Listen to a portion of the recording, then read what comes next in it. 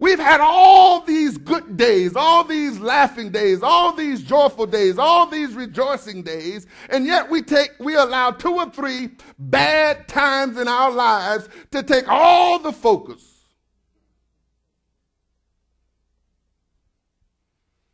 Well, now, brother, don't get too happy. Because you know, the moment you allow yourself to get happy, whoop, something bad happens. So we walk around expecting bad stuff to happen. Ooh, what was that? Right? That's not the will of the Father for us. I told you several times, God is if you would allow me some spiritual liberty, God is a party animal. The Father likes to party. Matter of fact, throughout the word, he's incorporated. He says, look, party over here. I'm telling you. And then he gave us tambourines and shofars and harps and lyres and all kinds, not lying. You know, some folks who still kind of halfway on the other side. God gave us lyres?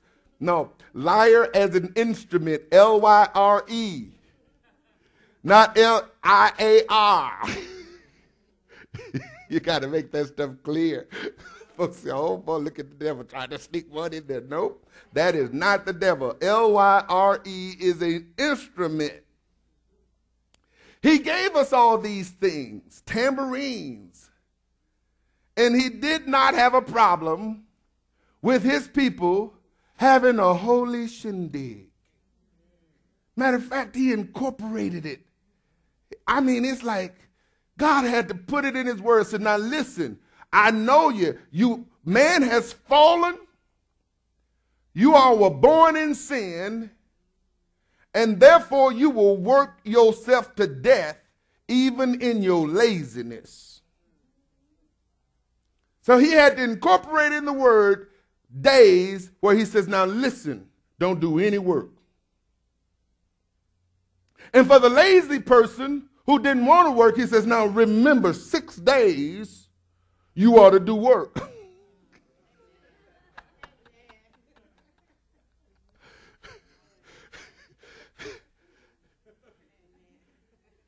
You don't work?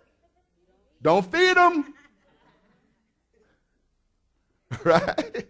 6 days, lazy man work. And then Proverbs came along and said, look, man, the slothful, this guy is gonna, he's not gonna have anything. Poverty is gonna overtake him like an armed bandit. A little sleep, a little slumber, a little folding of the hands. You know what he says. In Exodus 20, and I want you to look at this real quick. Exodus chapter 20. Wrong one. Then God said all these words. Now, I want you to pay, I know you all have read this, but I want you to look at it, and we're rediscovering the scripture. I am Adonai your God who brought you out of the land of Egypt, out of the abode of slavery. You are to have no other gods before me. You are not to make for yourselves a carved image or any kind of representation of anything in heaven above, on the earth beneath, or in the water below the shoreline. You are not to bow down to them or serve them, for I, Adonai your God, am a jealous God, punishing the children for the sins of the parents to the 3rd and 4th generation. God says, I'm not going to even punish the children for the sins of their parents, except for to the 3rd and the 4th generation. But do you know that even the parent, if a child is born of an unrighteous parent, that child has an opportunity to preserve even that family.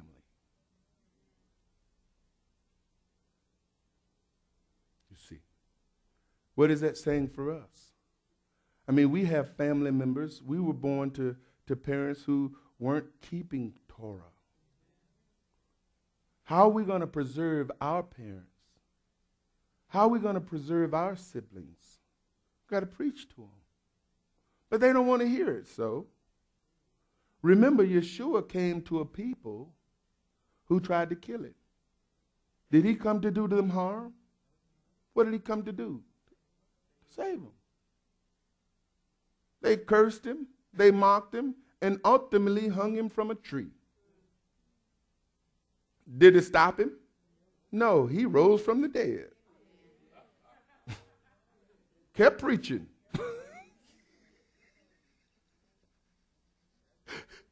Are you hearing what I'm saying? They killed him. He didn't breathe. He gave up the ghost, but the grave couldn't hold him. And you know the grave can't hold you either. So we don't have to fear death. What can man do to you? But because of men-pleasing spirits, we back up. We don't want to rock the boat. Listen, you are in a rocky boat already. You better get out of it. You better get out the boat. Are you hearing what I'm saying? The boat's already shaking. And the only way we're going to get this sea calm is to get out the boat, folks. That's what Jonah had to do. But listen to this. But displaying grace, favor, love, mercy to the thousandth.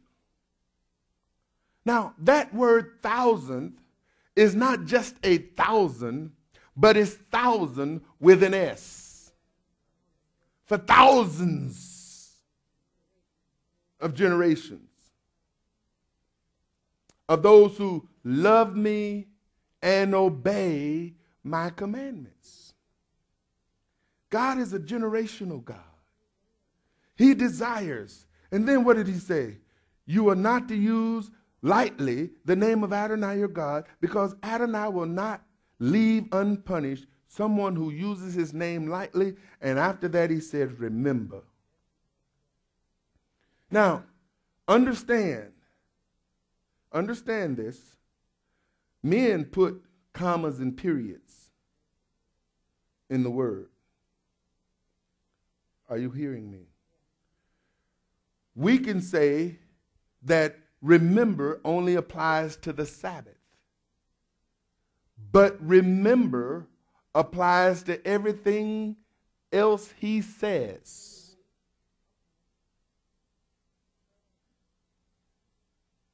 Remember, honor your parents.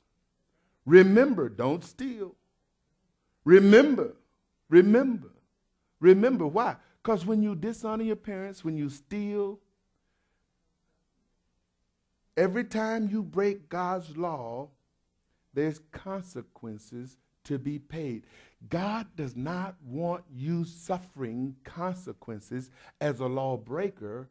He wants you experiencing blessings as a lawkeeper.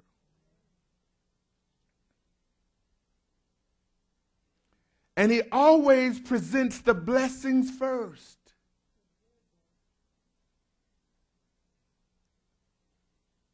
Do you hear what I'm saying? He presents the blessings first. You have 6 days to labor and do all your work.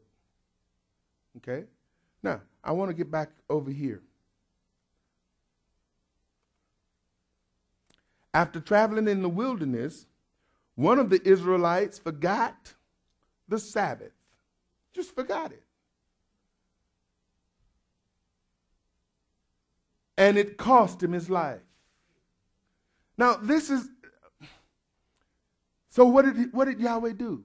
He incorporated seats. That's what he did. He says he wanted the children of Israel to put seats on, you see, and focus on a daily basis. That's what these are for.